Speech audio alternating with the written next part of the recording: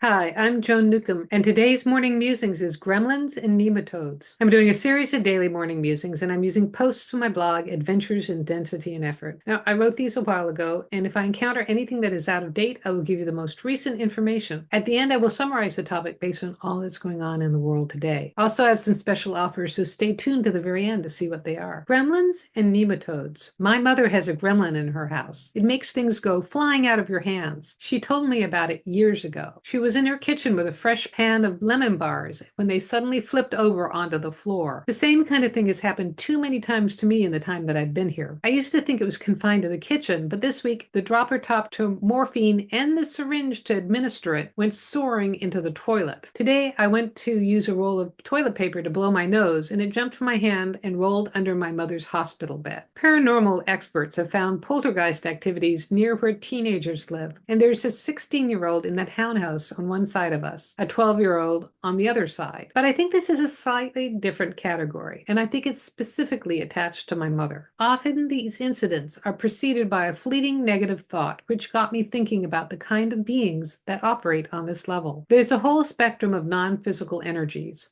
On the brightest end, there are angels, devas, and saints. They are healing energies bringing light into the darkness. They are individually imbued with specific qualities and traits that you can pray to or align with to bring into your life. On the other hand, there are gremlins, negative entities that feed off human emotions. They delight in stirring up obsessions and compulsions. They suggest ideas and thoughts to create hate and fear. I once read about an elderly woman who was plagued by what she thought was a ghost cat, but energetically looked more like a raccoon. The invisible being would sit by her feet and occasionally nip her ankles. I was unsuccessful in removing it and suspect that she kept it because she was lonely. More than likely, this woman only wanted validation that it was real. Today, the hospice bath aide was chatting with me about her mother, who had recently died. She mentioned her mother's home was haunted by all sorts of ghosts, but since she passed, it's been calm and peaceful. I think that's what's happening here as well. I included nematodes because earlier this week, I saw a freaky YouTube video of a newly killed spider with a nematode emerging from it. But when I went to Google it, all I found were articles of beneficial nematodes used by gardeners to control pests. Now that's an interesting idea. Maybe an energy technique for removing gremlins. Bring in nematodes of light? The main thing is not all non-physical energies are angelic. They're not better than us simply because we have a body. We don't have to give them authority over us because we do have a body. We don't have to feed them with our negative emotions. In fact, when we don't feed them, they go away. How would your life be different without your invisible swamp rats nipping at your ankles or whispering nasty thoughts into your heads? For the next 7 days, don't feed your gremlins. Don't pay attention to the negative thoughts. Turn your focus to brighter ideas. Imagine nematodes of light